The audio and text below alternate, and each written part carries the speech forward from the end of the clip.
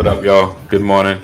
Welcome to another edition of the Brothers of Legacy. I am Mr. A.D. Walker, the pusher, the grower, the motivator. I appreciate you guys for rocking and hanging, rocking and stocking, rocking to stopping. Thank you for being here. Let's see. Look at this plow. All right. Blessings, Lisa. Thank you for being here, my friend. So today, as you can see, we're discussing do all black men think the same? Do all black men think the same? And we're going to be talking about various issues, topics, questions. It's going to be a very interesting conversation. And again, like I said, I appreciate you guys being here and sharing and always supporting. We got some amazing things happening this year. So just stay tuned. Stay tuned. I know you've been here this long. Don't give up on us. We have great things coming down the pike. Did I ever put it? Yeah, there we go. So make sure you are joining our community. Text LWN to 84576. Text LWN to 84576. And we look forward to having you here and knowing what's going on with the Legacy Walker Network. Happy Monday. Gotta say that. Happy Monday. Happy New Year, if you haven't heard me say that. How long are you supposed to say Happy New Year? Is it like if I don't see Pastor McCory for like 6 months and then I see him, am I supposed to say, hey, Happy New Year? If I haven't seen him since last year, what's the time limit on that? What's up, Richard? Good morning, sir. I'm doing well. I'm doing well, Richard. Doing well. It's a question. Just a thought. Think about it. Like how long? Should it be? All right. So, like I said, make sure. Listen, what I need you to do, as always, make sure you share. Share to some other brothers. Share to some other sisters. Tag somebody to be in this conversation because I know you want some folks in this conversation. Make sure you can even inbox them. Be sure to spam. I approve of spamming. Spam them. Let them know what's going on this morning. Be a part of this live conversation so we can really dig into do all black men think the same. All right. And of course, I have a plethora of questions I'm going to throw out there, topics that I'm going to toss out for my brothers to discuss. What's today? Monday. Purpose for Forever should be on. We got to see what's going down. Might not be able to come on tonight. Got to see. But make sure you tune in, stay connected to us, and you'll see because my wife hit me with a revelation that we're gonna dig into. So you don't want to miss that. Big 29 spend. Oh yeah. All right. So listen, stay tuned, stand back, stand down. We're gonna go ahead and kick it off. There we go. Yes, indeed. It's about that time. So I got Pastor Nicole in the wing. Ephraim will be in momentarily. He's just taking care of some business. All right, so let's go ahead and kick this off on this fabulous Monday. We'll be right back after this. I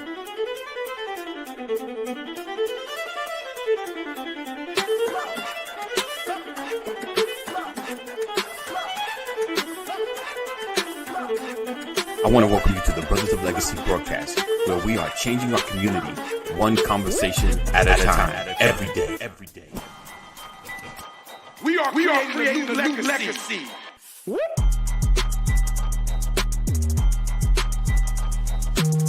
Change gon' come. Change gon' come. Change gon' come. Change gon' come. Change gon' come. A co-op has to start with ownership. Right. We have a mindset of either I want to make a lot of money or survive.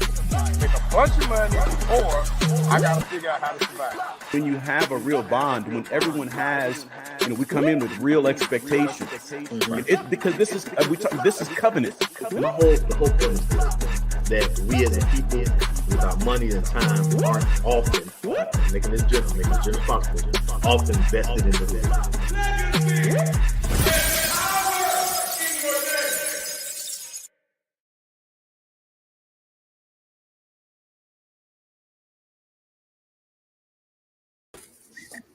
Good morning, gentlemen. Rich, I'm gonna put you in timeout, brother.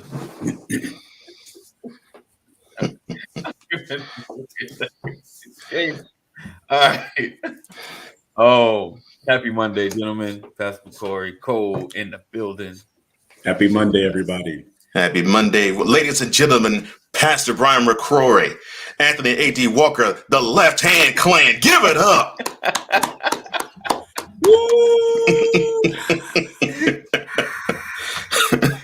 Good morning, gentlemen. It is a pleasure to be amongst the both of you. Yes, indeed. Oh man. All right. Let's get ready to get into this. All right. So, like I said, today we're talking about, do all black men think the same? I have a few questions I'm gonna throw out here. I said the Seahawks won. I didn't check who won between the Saints and the Falcons. Well, let's just say the Falcons did not win. They were playing the Falcons. Does it really matter? No, it didn't. Listen, like I said, I drive and I knew they was having a game. I dropped a couple of people off the stadium. I had more Falcon fans. Jaguars were playing the Falcons yesterday, who do you think would have won? Jaguars. Okay. And that's really no shade on the Falcons. If the New York Giants were playing the Falcons yesterday, who do you think would have won? Y'all so wrong. All right, we're gonna get into it. I don't want to lose my people. That's a tough one. Yeah, especially when the Giants on a 3rd and 9 went with a quarterback sneak in their own side of the year. Quarterback sneak? Are you kidding me? And just days ago, the coach said we are not a clown show. Really? Right. Really? And you put forth that as a statement of you not being a clown show. Yeah. I can hear in the background on the sidelines. Make up. Y'all are so wrong. The only thing that was missing was Sandman Sam's not getting on the field to just usher the Giants offense off of it. See, the insults. The insults gotta stop. I don't know what's worse, man, the Falcons season or just that one play with New York. Oh, gosh.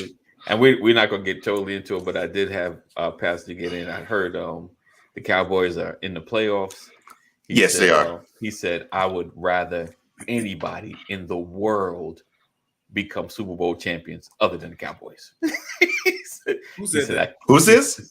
It's a passenger that got in the car. He said, I can't stand Cowboy fans. They are the worst. Oh, okay. All right. Now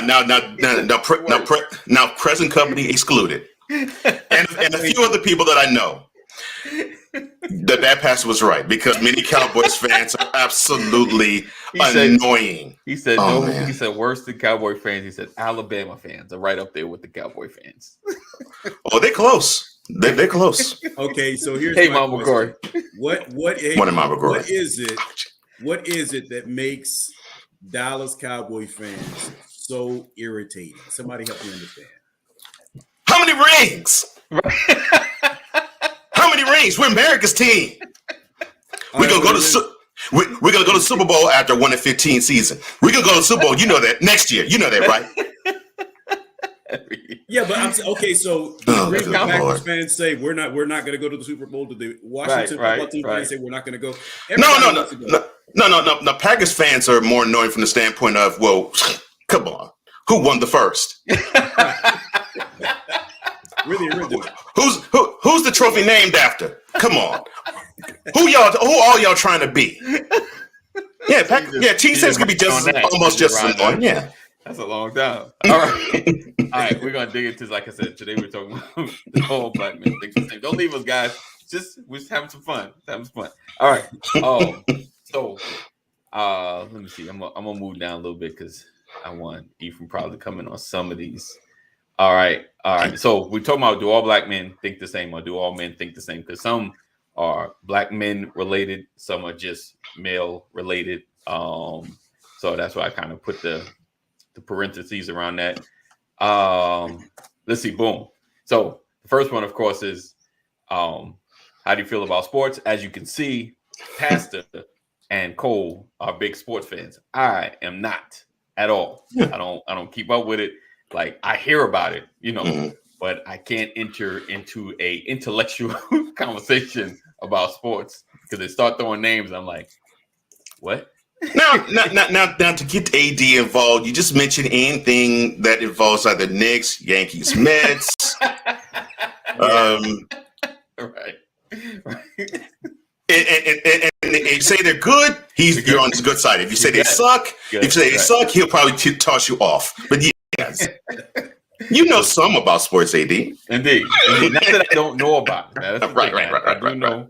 I can watch, and understand. Right. Except soccer, that gets a little foreign sometimes. I mean, it's because it's not as always clear. It's clear, but there are points that you like, what? So he said cowboy cheerleaders. So sports is obvious. These gentlemen, they're all the way in. We're gonna probably circle back to that. I'm gonna see where Ephraim stands on that because he kind of talks about it, but I'm not sure how all in he is on it. All right. So what about, how do you guys feel about capitalism? Does it become too much, an overbearing thing? Does it need more regulations? Or do you feel like where it's at works? We just need people to be honest. I'll let Pastor go first. You said what? Depends on whether or not you broke. So would you? Okay, so Pastor, he's right. That's real talk because he's right. He's 100% right on that. Yeah. He said on the show, because I like to mention stuff that we've discussed that's been public already. You've been homeless, right? And you've had and you hadn't had. Yes. So you felt like your mind was different when you didn't have. You were like, this capitalism stuff kind of sucks. We need more push down to at this level. You know what I'm saying? No, like, I never your mindset felt like the that. same. I've always been a capitalist. Okay. Always. When I was homeless, I'm like, man, I got to get this money. I got to get out of here. I got to go make something happen. I worked at a factory. I worked at a sewing factory. Right. Just to get that. Nah, I'm a capitalist at heart. Whatever I have to do to make money, I will cut grass if I got to do that to make some money. I got you. So let me ask this though. Because we're such a capitalist nation, right? Money and politics. How do you feel about that?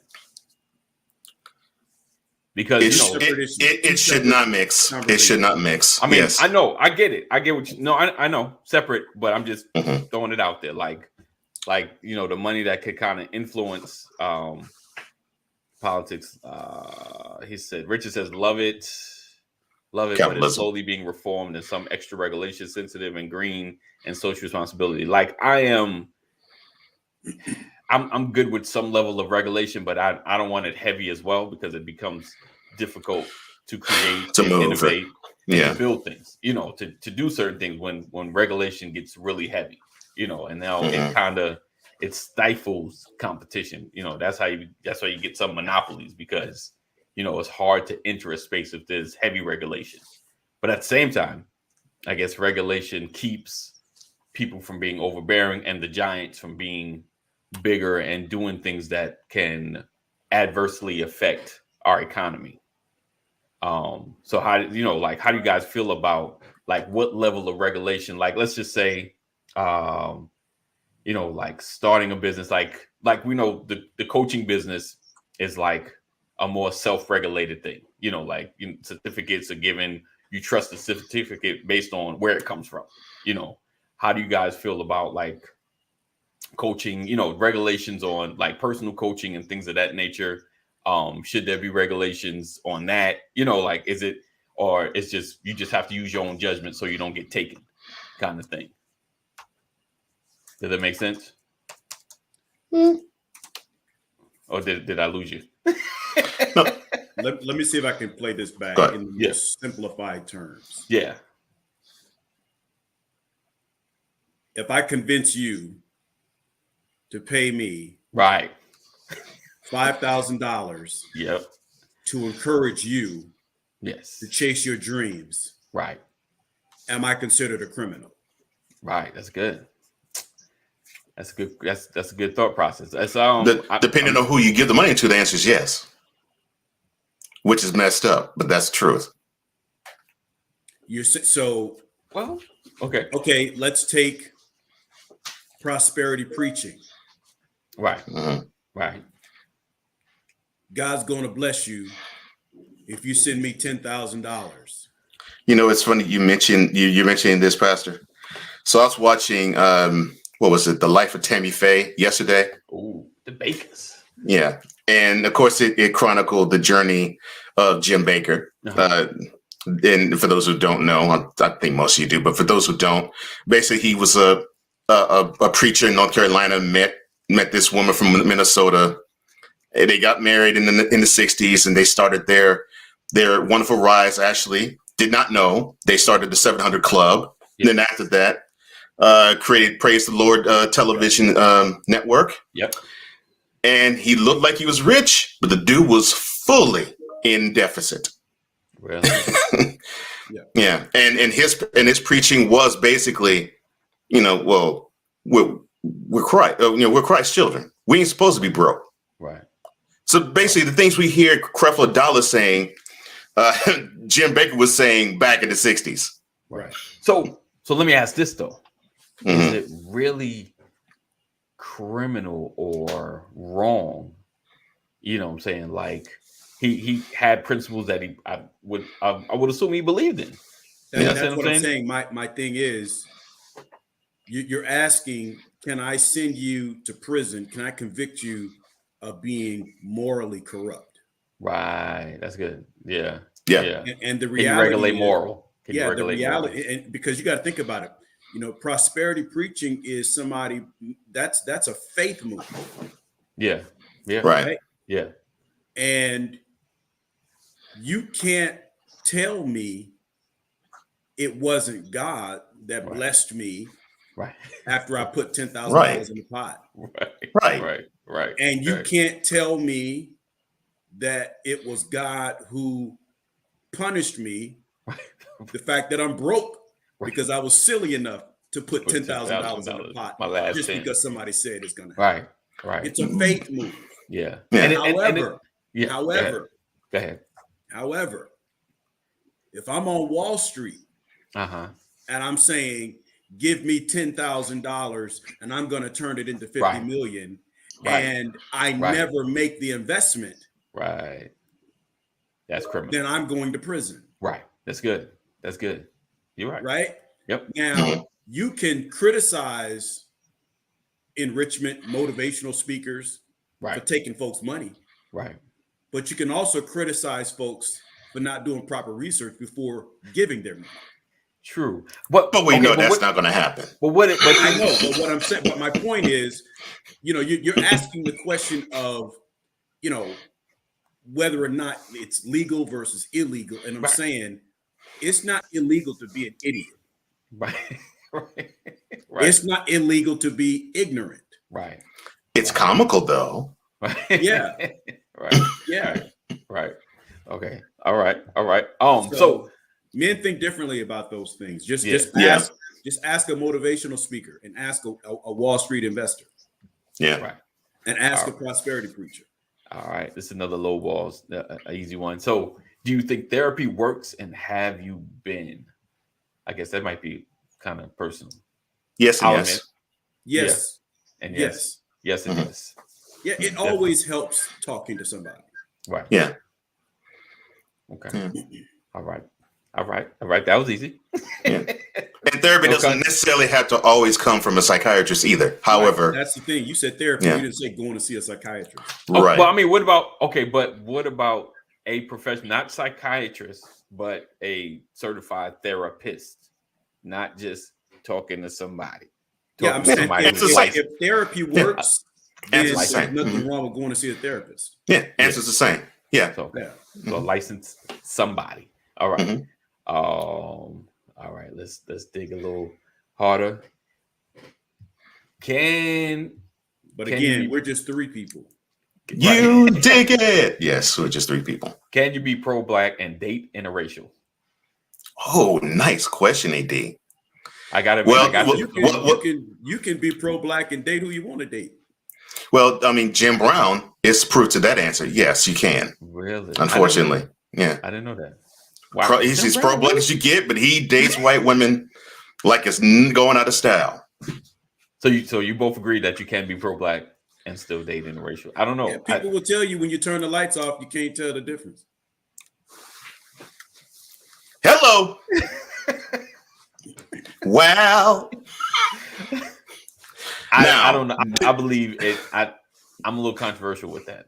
I feel like if you're pro-black, you know, I think being pro-black and dating somebody and married to somebody black, I think helps with your fight. You know what I'm saying? Because I don't know. Like I feel like I don't know. It can get kind of convoluted. But now you're saying that your mate. What you're saying now is you date according to your fight.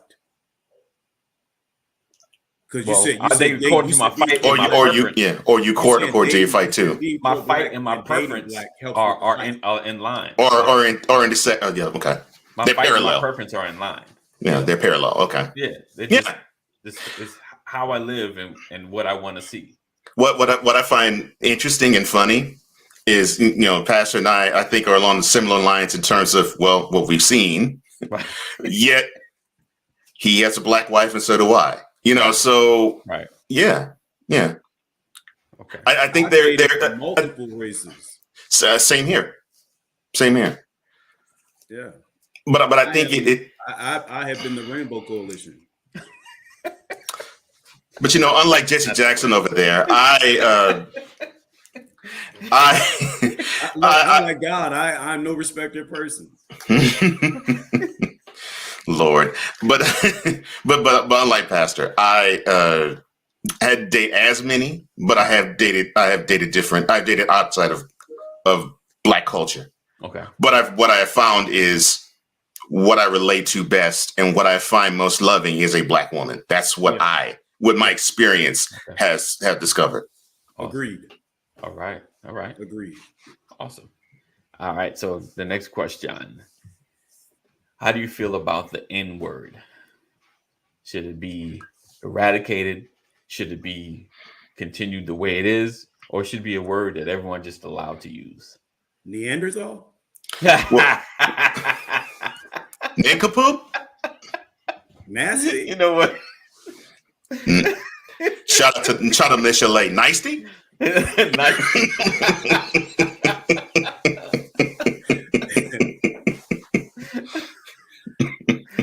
Yeah.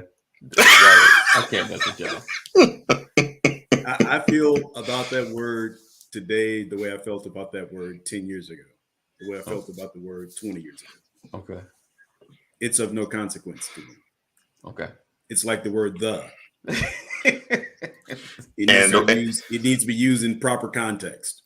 Okay. And the way the black culture is, they use it like it is the. Yeah. You know, I sort of feel similar, and I was an abuser of the word until about 11, 12 years ago. Okay.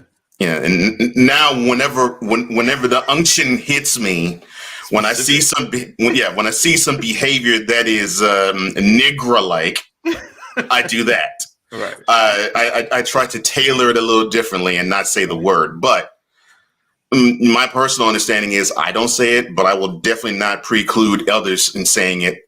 Of my culture, for sure. Of other cultures, you say it, and there's something wrong with you. Okay. Because it's never been a default. It's never been a default word in my vernacular in my life. Yeah. Okay. Never. It's never been habitual for me. But because I've always been. I was raised in a diverse environment. Right. Yeah.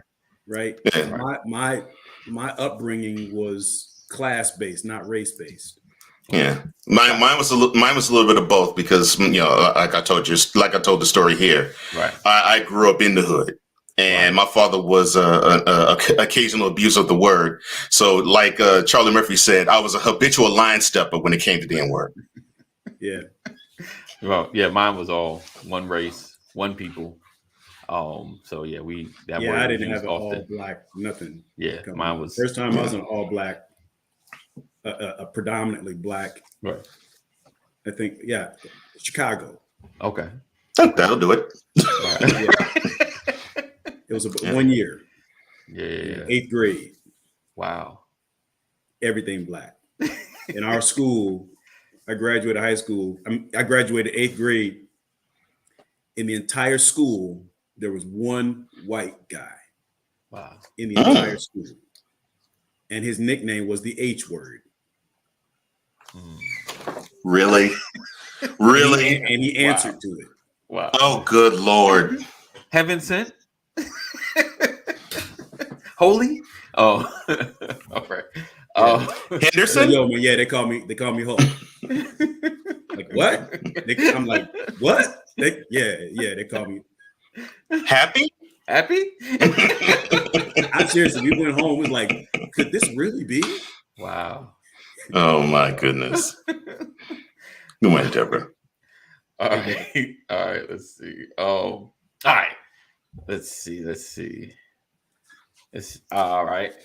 How do you feel about social programs like food stamps, Section 8, and all of the above, any and everything? I believe in hand ups, leg ups, okay, not handouts. So you're not with those level of social programs? I'm not with the enabling. Yeah, I don't like enablement, but I do like a hand up. Yeah. You're in a struggle, you need some assistance, right. You need to get up on your feet. Right. But how do you determine abuse of the system? Yeah. No, I don't agree with that. I surely do not either. Lifestyle, food stamp as a lifestyle? No, I don't agree with that.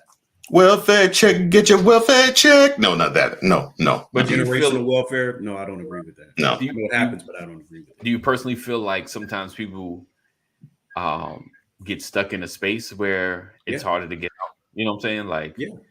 And so I guess with the program, maybe there needs to be some level of assistance on how to get out.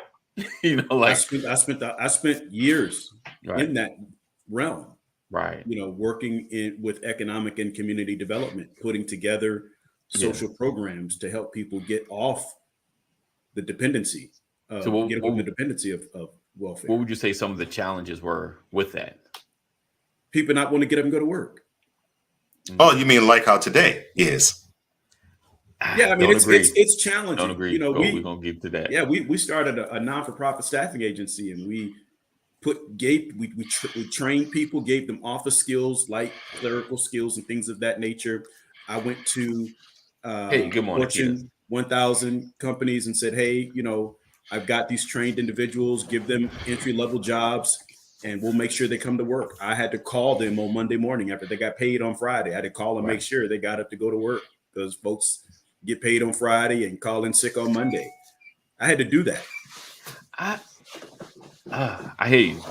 I mean, I'm not discounting what your experience, but I think some of the issue now, like with the lack of employee shortages, like especially in fast food restaurants, it's ridiculous. They ain't got nobody. But it's not the fact that folks are not working. Like, I don't believe it. I know for a fact where some folks are at. I can't quantify a percentage, but like now they have a lot of day working apps outside of Lyft. You know, of course, the Lyft and the Instacarts. A lot of people are working those jobs, as well as like you can work at a warehouse for a day, for a week. You know, however long you want to work, and you can kind of switch until you find something that's paying more.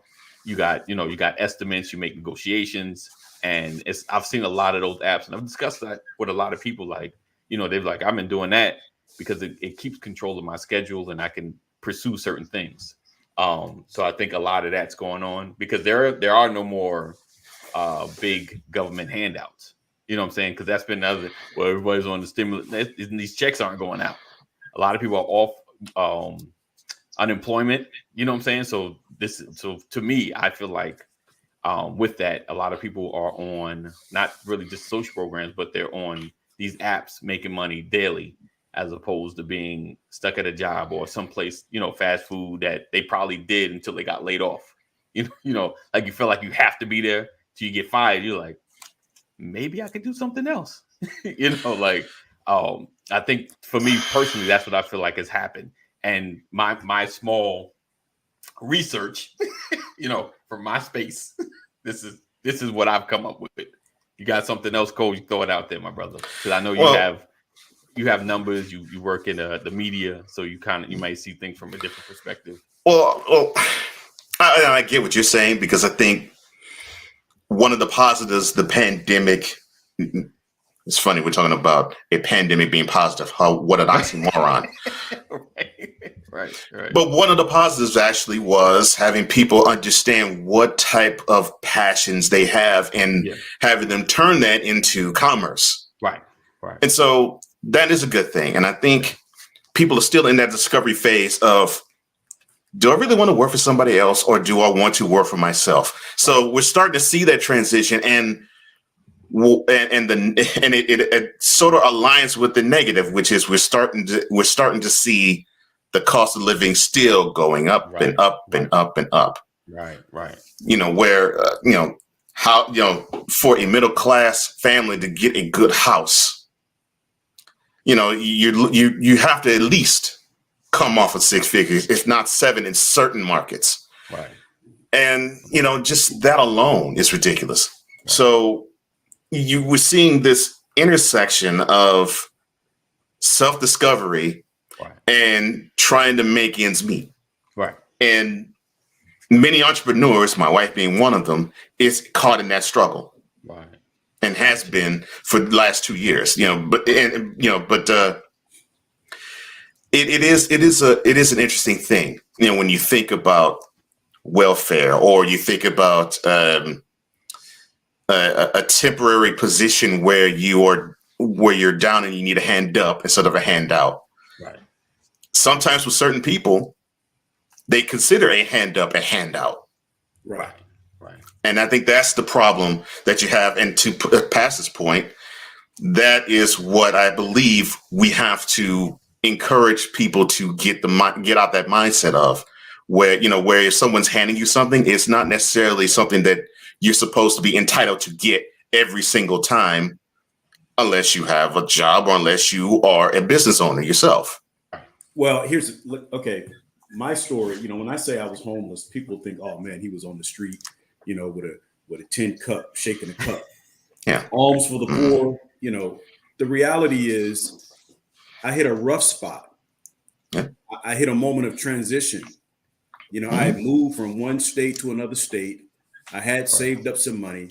I was trying to find a job, and literally couldn't find a job and ran out of money, and I could no longer pay for my hotel. Right. So I ended up in a shelter. Right. I didn't go ask anybody. I went to the shelter because I knew someone that referred me. Hey, I know a place where you can go next to this church until you get on your feet. Right. And so I went there, and they provided room and board for us. And someone who was connected to that place worked at a factory, told me they were hiring. So I stayed at this shelter long enough. I started working at this job, and I saved up my money, and I stayed at the shelter long enough to have a deposit for a trailer. Okay. Yeah. Right. So I wasn't even there a year. Right. You know what I mean? I was there for about maybe 6 months. Yeah. And I saved up my money and found this old abandoned trailer and bought it. Right. And me and this guy handyman, we stripped it down and rebuilt it from the ground up. Wow. And I moved my family into it. And from there, I just continued to build. Right. But the thing is, I never got food stamps. I never got any social support. I found a job and worked it. Right. When I could buy something, I went and I bought it. When I needed a couch, I saved up and I went and got it. I needed a bed, I saved up, I went and I got it. Right. And I just I rebuilt my life from that.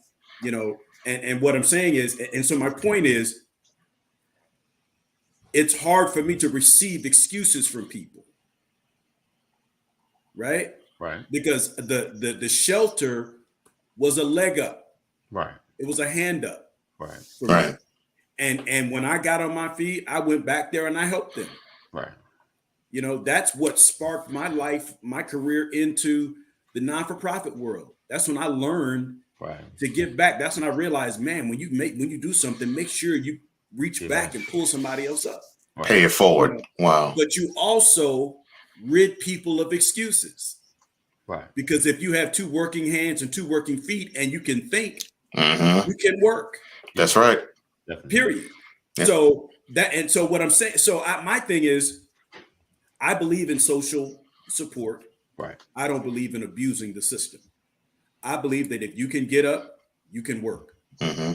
It's really just that simple. And if you can do that, and the thing is, like, if I didn't eat, it's because I didn't have money. Right. Right.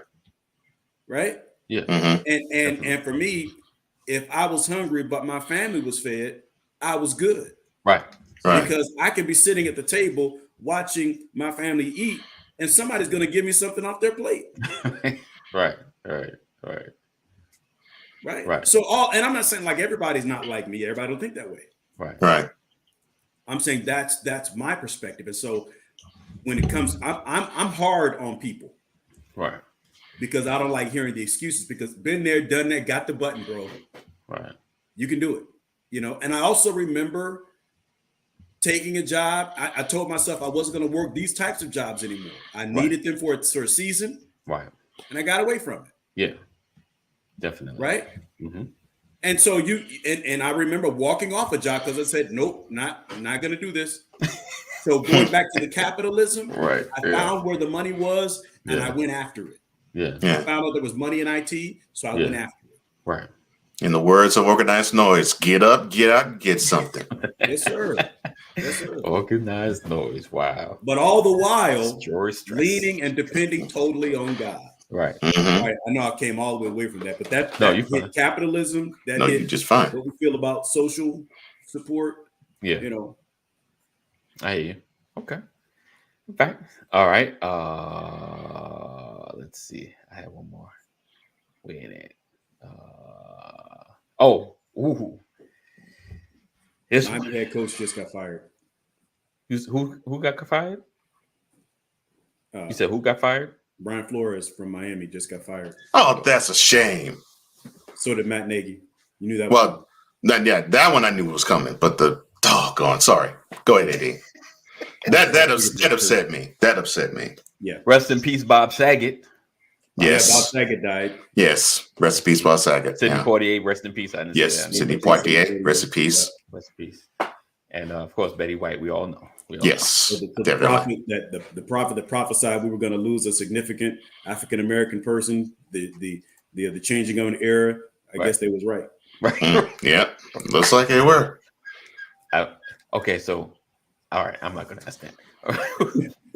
I'll be messing it up. My bad. No, you're good. You're good. All right. Man. So do you feel the effects of slavery still affects us? Yes. The effects of slavery. Yes. Yes. Do you really? I don't know. I'm on the fence. I don't know. I don't feel like. I don't know. Yes, my mother raised 4 sons, and my mom just put a statement out there because we were never we struggled as young people. I remember the syrup sandwiches, but we never had public assistance growing up. Right. Never. So, I got it from my mama. I get it from my mama. All right. You get it from his mama. So you still I don't know why you know what? Okay, you know why I think I struggle with this question. Okay. Like I fall back sometimes. I think about excuses or reasons. You know what I'm saying? Like I hate hearing it because I feel like, well, this is why we can't do. It makes sense. Like I think that's why I struggle with this question, because I feel like it's we have these issues because of this, and it's always going to be here because of this. You understand what I'm saying? And maybe because the way I look at it, that's why it's hard for me to really grasp the effects. Like slavery still ineffective. It's still affecting us. Does that make sense? How could that situation not still affect us? Exactly. We're free. No, we're not. What? No, we're not. Free. I mean, I'm not a slave no. I'm not no slave no more. I'm just saying, like, I'm not living in that space where the oppression is happening to me like that. I can look a white man in the face. I can talk to him any way I want to. Because you can look a white man in the face. Yeah. Okay. You're not oppressed. We're not an oppressed. I mean, I don't feel oppressed. I will put it to you this. That's because you pass. I will put it to you this way. You know what? That's it. I will. I done gave you enough chances. Wow. With Pastor McCory. Today, I renounce my membership. Oh my gosh. I will put it to you this way. January 6th. Lord, that's cold. I will put it to you this way, AD, as to how I really do feel as though we still feel the effects of slavery today. Okay. January 6th, 2021. Okay. If all of those people were black and roamed and stormed the Capitol, do you think that they would have the opportunity to storm the Capitol, leave, and go back to their homes before they get arrested? But is that or slavery? do you think it would be a massacre? No, it's the effect. You said the effect of slavery, meaning there is still this prospect of the government looking upon the skin color of somebody and judging them by their superiority or their inferiority. So yes, 150, okay, one and a half years after slavery, we still have the effects that we still wear to this day. Do we now? Are we in chains? Are we shackled up? No, I mean, are we called bucks and winches? No. Do you think January 6th happened because of the contrasting narratives between the GOP and the Democratic Party, or do you think January 6th happened because white folks are scared that America is getting darker? The latter, Alex. I'm going. I'll take America's getting darker for 400, Alex. Yes. I'm going. I don't know. I'm going with first. I will take. Wait. So hold on. Before you go there. Okay. So first of all, let me preface my comments with this. Shoot. I believe in my Bible. Right. Yes, sir. My spiritual disposition and my faith goes well beyond Washington, D.C., Trumpsters, the GOP, who's sitting in the office. Same here. White House. Same here. Let me make that very clear. Right? Yes. But for the purpose of this no doubt. conversation and the fact that we're on Brothers of Legacy. Yes, indeed. And, a lot of y'all would stop listening if I sat up here and preached every day. Wow. So I get into this entertainment aspect of it. I'm saying to you, you're telling me that you believe that that January 6th happened because Trump lost, or it happened because of what Trump's loss represents?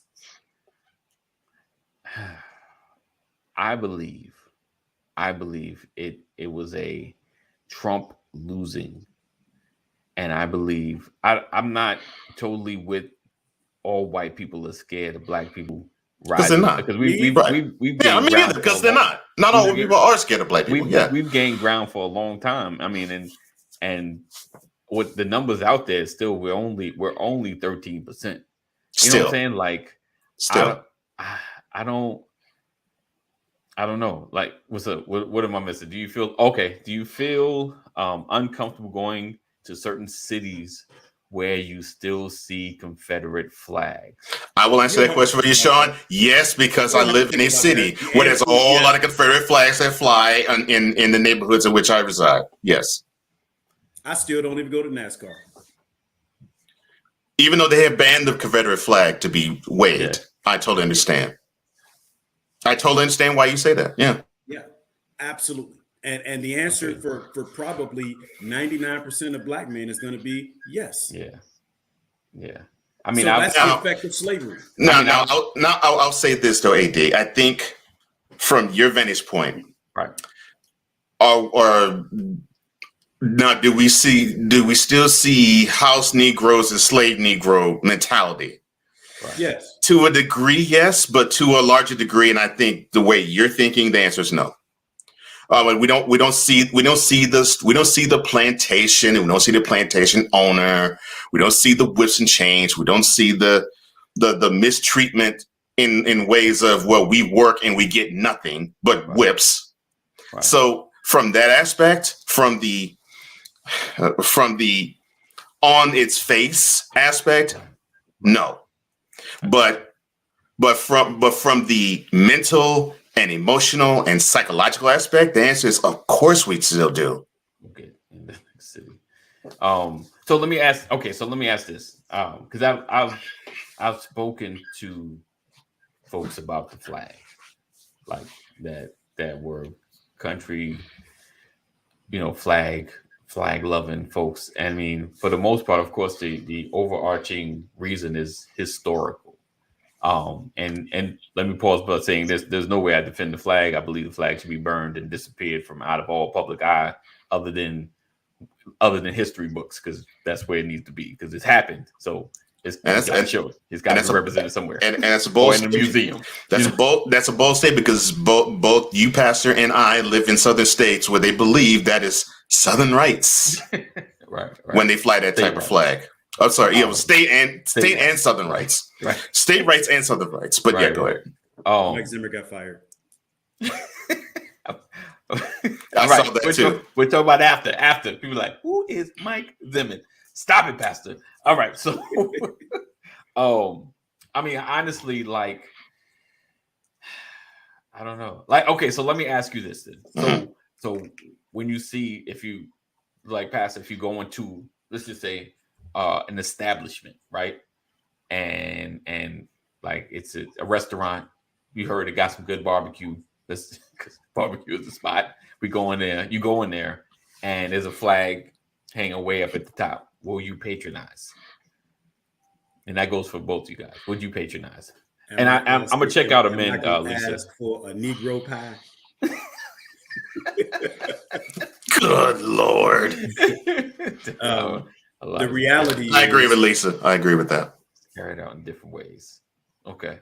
Yeah, and that's you can. The goalposts have moved, basically. You can talk about the surface, but there's still an undercurrent. Yeah, I got you. Basically, the goal. I was basically the goalpost. Basically, the goalposts have moved, and the oppression comes a lot differently, a lot more covertly, a lot more subtly, but it's still there. Well, and it's unfortunate. It was more covert. It was more subtle before Donald Trump hit office. Oh, definitely. Since Barack Obama hit office. I was going to say, you could look at when Obama went into office. That's a clear-cut example there. Yeah, they've come out of the woodwork. I mean, that's just the reality. And so, here's what you must recognize. We can talk all day about the contrast in narrative between the GOP and Democrats, but the reality is it's Black Lives Matter versus All Lives Matter. It's more blatant now. And when you talk about Black Lives Matter versus All Lives Matter, who's having the argument? The debate is between who and who.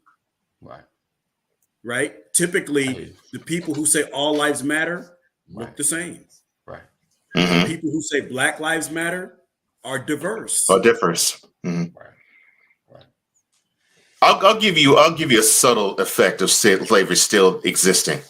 Right. So whenever you see presidents do State of Union addresses, that you hear applause, and you either see applause with one and not the other, but you never hear loud outbursts of the sort.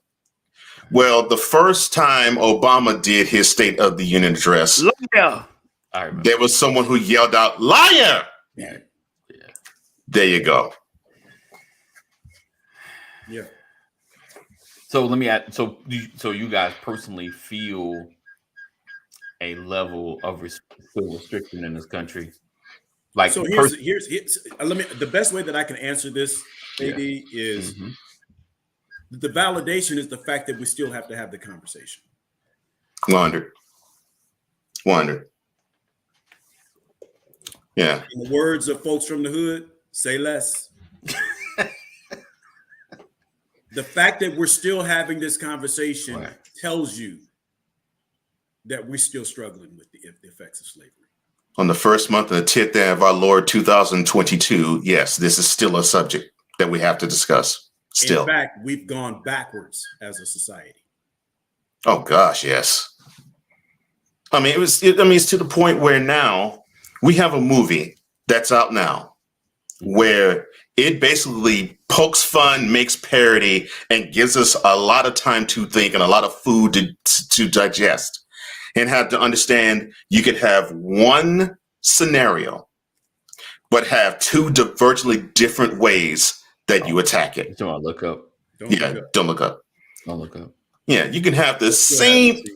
Yeah, you can have the same thing, but you have two divergent opinions on how you're going to attack it. Right. Where that was not as overt years ago. Right. And yes, don't look up, Ashley. Yes. All right. We're gonna get ready to wrap up, but I'm gonna dig a little harder into this tomorrow. I'm gonna see. Well, you said you had the question is, do all black men think alike, or do men? We think differently. You don't feel that. Most definitely. Yeah. Yep. But that's the beautiful part about it.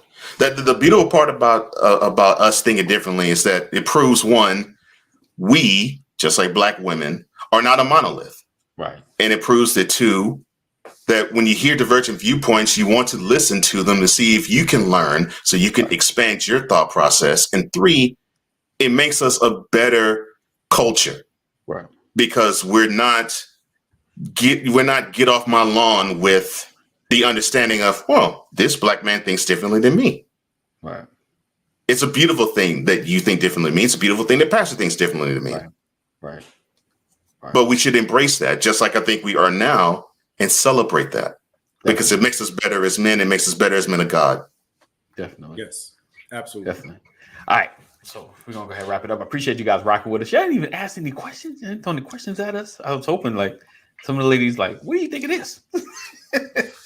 But I guess I didn't open it up like that. So we look forward to seeing you guys tomorrow, same time, same channel, as we dig further into these conversations. Yeah, because we're gonna dig into something. All right, so I appreciate you guys for rocking with us and hanging with us. Make sure you share. Let other brothers and sisters know that we are in the building. As always, love you. Know that God loves you more. Continue to stay safe, and we will see you in the AM. I think that's it. That's all. The Dallas Cowboy watch. There we go. All right, we out. As always, we love you. Know that God loves you more. Stay safe. Thank you guys for rocking, hanging, being. Make sure to sharing is caring. All of my replay peoples that watch in the background that I know see this show.